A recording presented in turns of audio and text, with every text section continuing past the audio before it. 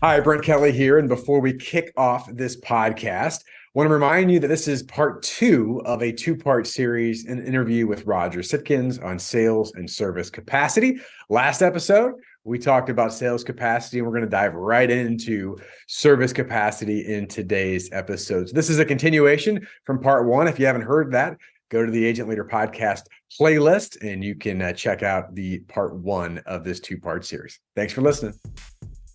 All right, I want to get how this ties into service capacity because, let's face it. I mean, this is something I've got many of the agencies I personally coach, Roger, that are really struggling with this, and they're dealing with it. It's, again, just like with sales, it's hard to find good service people. It's hard to figure out how to maximize our efficiency in that area. So I just want you to think about from a service perspective, service capacity. I'll start big picture here. What are some big things that jump out at you in this area that can help agencies move forward in this? Well, again, they're getting lifted out. They're being recruited like they've never been recruited before. They can work from home. I had one of our agency leaders the other day tell us, he said, I've got two or three of my best commercial people that are being attacked. Someone's trying to lift them out. Yeah. And they're offering them $20,000, $30,000 a year more. And they're saying they can work at home 100% of the time. Right. So that's tough. That's tough. So when I look at this, and we look at capacity, I think the number one thing is how much revenue are they handling? And it always concerns me when I look at the best practices numbers, then I look at agencies that are applying to be within what we do, and you'll see so many discrepancies among their team. You'll have a commercial lines service rep, account manager, or relationship manager that's handling $500,000, $600,000 of revenue, and you have the person in the next cubicle over that's handling $350,000, and the one handling $350 actually is crazier and busier than the one handling $500,000 or $600,000. And yet the book of business is about the same. Personal lines, we see the best personal lines service reps, again, relationship managers, they're handling $400,000, $500,000 of revenue. And then you look at others that are going, man, he or she, they're covered up at $250,000. Okay. So it comes down to number one, and we've talked about this, we've had some rough notes articles about it, the simplified and proven processes that people are following. And if we don't have that agency's way of doing business for new business, for renewals, again, our continuation process, for claims, whatever it may be, if we don't have those processes in place that are being followed, everybody does it a little bit differently. That guarantees that we're going to have different results versus saying, this is the way we do it here. It's the way we do it in large commercial, small commercial, high net worth personal lines, regular personal lines, small benefits, large benefits, self-funded benefits, whatever it may be. But we're looking at it and we're saying, okay, what happens here and what drives it? Well, again, low revenue per client will drive some of these numbers too, what you're doing. So that's a number one concern. And I would just challenge agency managers, owners, leaders, take a look at your revenue per employee, service employee in every one of the books of business. You'll have discrepancies. Find out why. Find out why, okay? The next thing that gets ignored, I think everybody's heard of it, 80-20 rule. Oh, we've heard of it. We've heard of it. But do you know it in your agency? And as an individual producer, do you know your 80-20? Because we look at this and we know the A accounts, the top 5% or 50%, the B accounts, the middle 15% are 30%, and the C accounts, the bottom 80% of the customers are 20%. Everybody's heard it. And as we've talked about here, and we talk about it every one of our sessions, 90% of our sessions, okay, is that you've got to know those numbers. You've got to know those numbers because you're living in a false world of security. We look at the A accounts, the top 2% of the customers, we would call them the super A's, are about a third of the revenue. What if you lost them? What if you lost them? What if they went away just like that? They all had the same renewal month, okay? And they all went away. So we look at it. Number one, we've got to know our numbers, not guess them. But the more I look at this, Brent, and I look at capacity, I say, we've got two choices. We've got to hire a whole bunch more people and train them, get them to do it our way. Or maybe, and this is going to challenge a lot of people, and I hope so, okay? Maybe we just have too many customers. And maybe we have that too many customers paying us too little money each. And maybe, and if you're taking notes on this one, maybe you are wasting service capacity on the wrong types of accounts. Are you wasting service capacity on the wrong type of accounts? Because the bottom 50% of the customers in the average age, this is the whole agency now, not broken down by department, the bottom 50% are normally a little less than 10% of the revenue.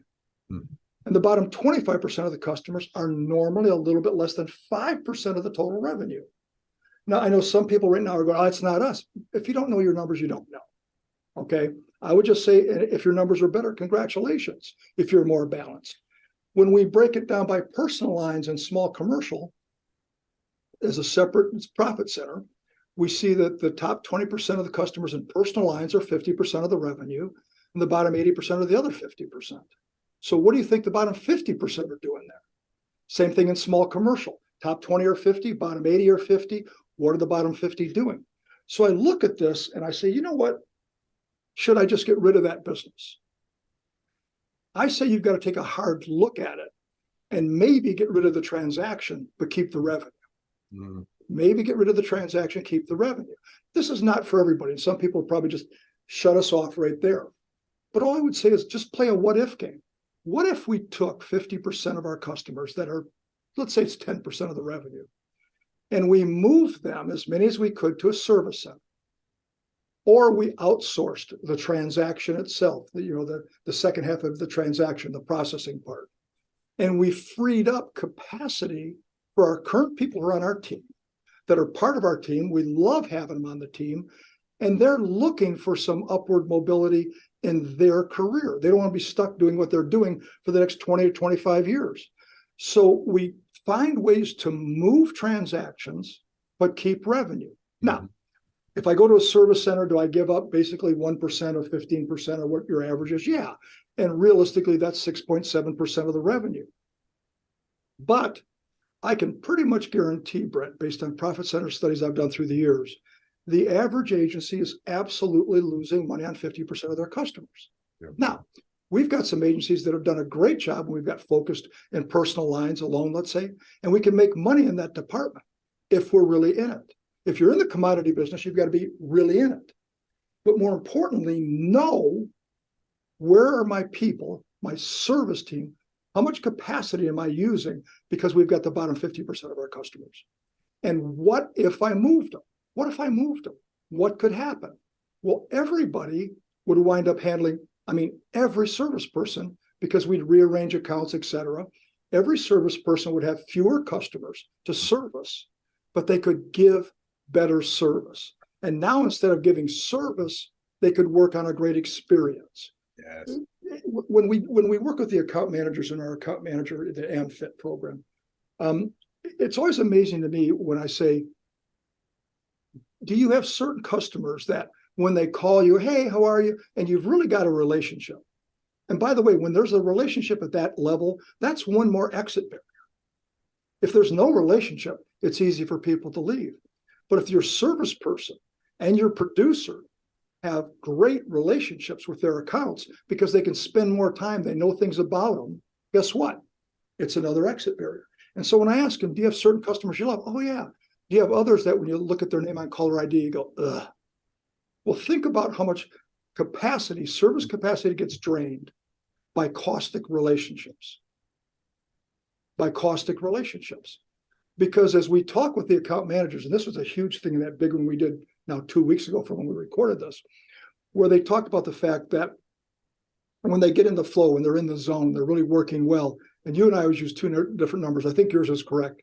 The study said when someone gets interrupted, it takes, is it 23 or 24 minutes? 23 is what I read years 23, ago. like 23.75. Okay. Sure, whatever. But it takes them that amount of time to get back in the flow.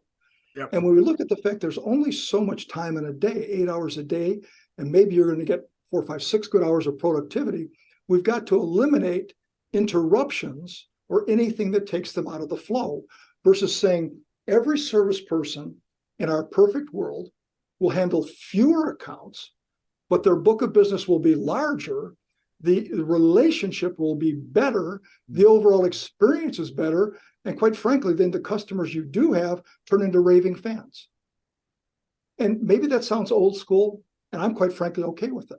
It doesn't mean we don't use technology. It doesn't mean we have apps where our clients can go on, order certificates of insurance, whatever, make pay. I don't care. We're going to use technology as much as we can to free up to free up the service person so they don't have to do things that someone could do on a mobile app. And now they can spend more time knowing the clients, understanding them, and serving them at a much deeper level. All right. I really do. I mean, we've talked about this, Roger. I've heard, you or we've, in some of our programs we run. But as you said that and went through it, it's just like a whole different level hits me as I was listening to this. And I hope agency leaders are as well. I know some of you might be going, oh, well, and you're right. Shut down. That's not me. Okay. But I hope that you at least go, what if we actually looked at some of this and made sense? Because I mean, here's things that I heard, Roger, is that we talked about capacity.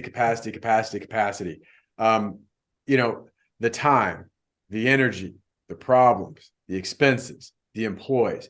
How much of that is truly getting sucked up, as you said, the top 50, bottom 50, into that bottom 50? It's a bunch of urgent stuff. It's stuff that a lot of times we don't like those conversations. I mean, you think about just the chain reaction of that versus doing what you just said, is saying, what if we could take our people, in essence, if you're taking writing numbers down, we're taking our people and saying, we're going to free up 50% to allow you to take that 50% to reinvest into the top 50%, which you really enjoy working with, which pays more revenue to the agency, which we can go deeper with.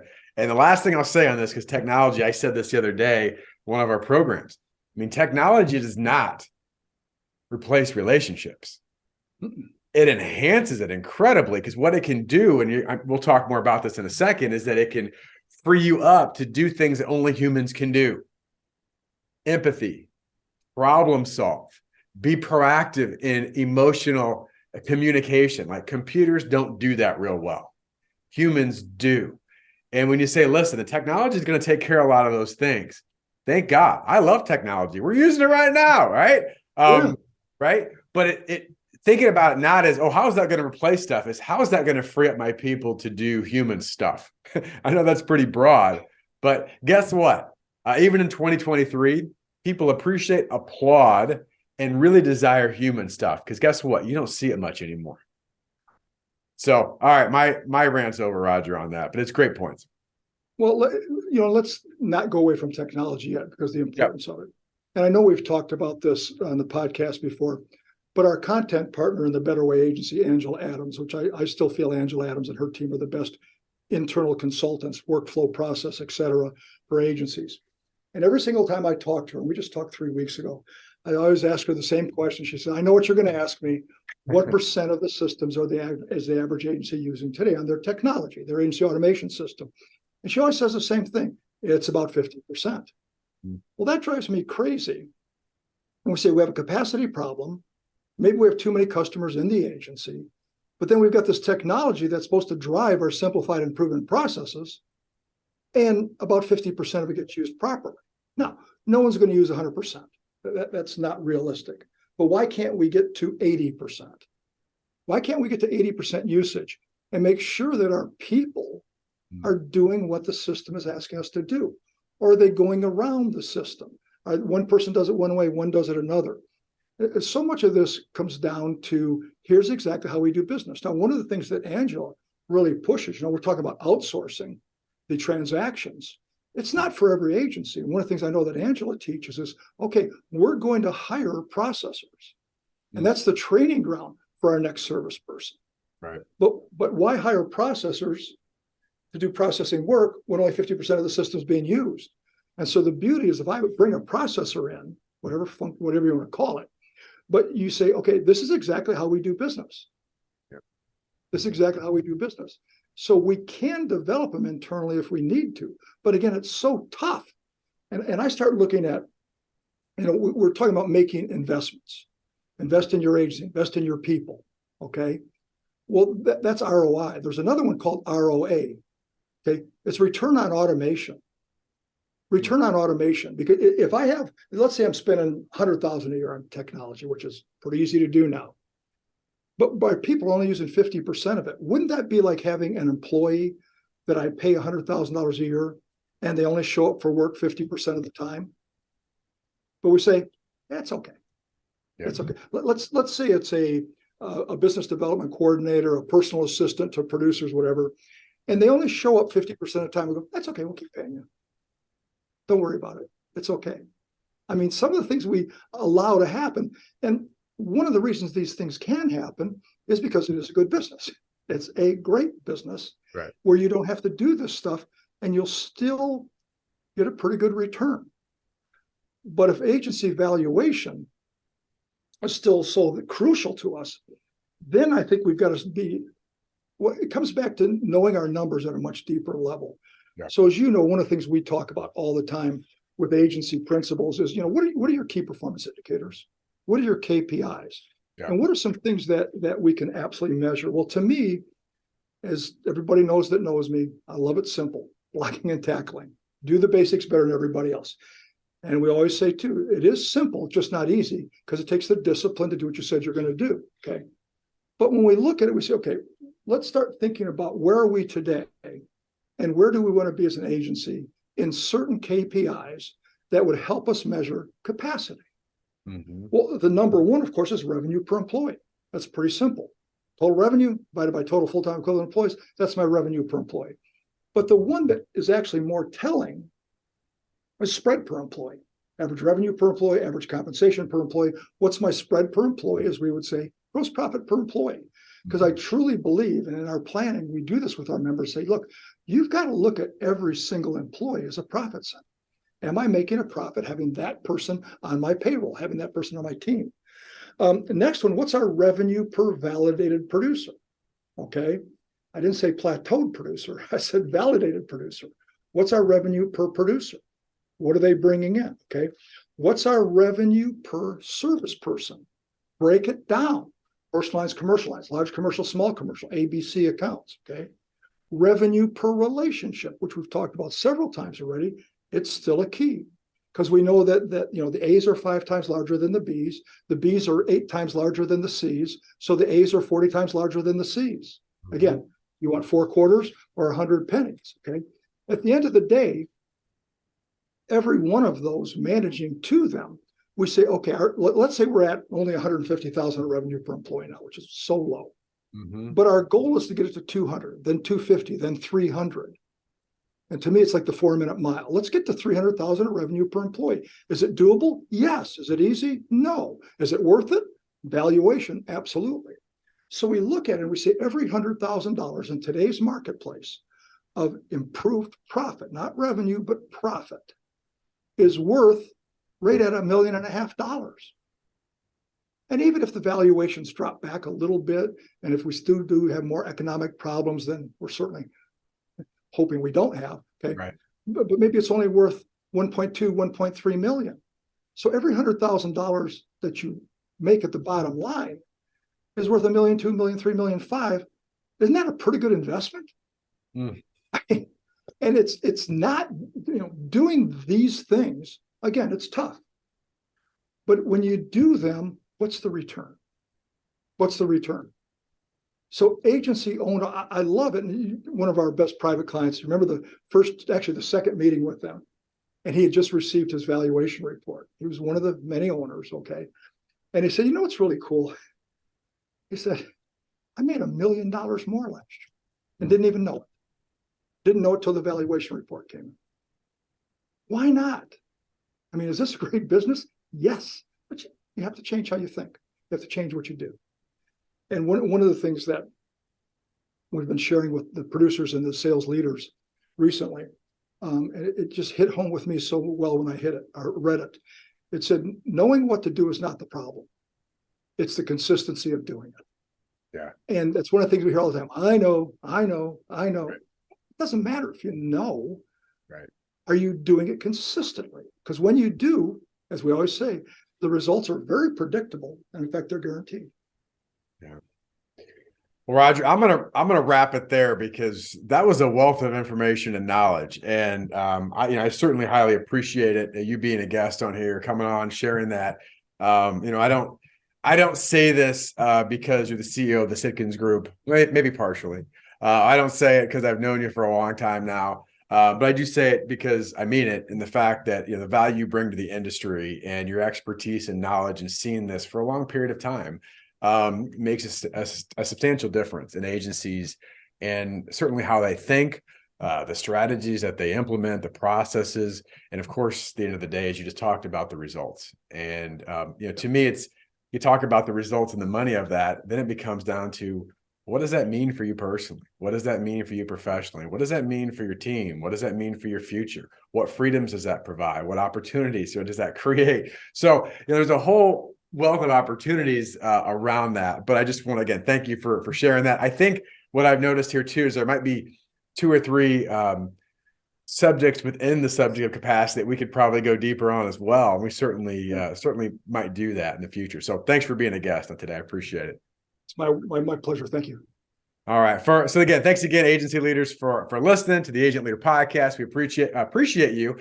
If this has added value to you, this podcast, and certainly this one certainly should have added a great deal of value to you, or any other episodes, please give us a rating and review. We'd appreciate that, trying to grow the audience, and we're doing a great job of that. But looking for more agency leaders who truly desire that best version possible. And although we say that as a mindset, it is a process. It's part of the best version possible experience. And if you want to learn more about that, what it means for your agency, what the top agencies that we talked about in the value impact study are doing, and you want to be part of that, go to sitkins.com/experience to learn more. Sitkins.com/experience. So with that, thank you again, Roger, and wish you all the best in your success. Thanks for listening. The Agent Leader Podcast is brought to you by the fine folks of the Rough Notes Company. They are publishers of the insurance industry's leading magazine and technical insurance content.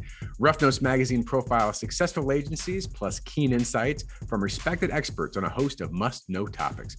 Rough Notes Advantage Plus provides the tools to help your agency grow, providing authoritative information on complex coverage issues.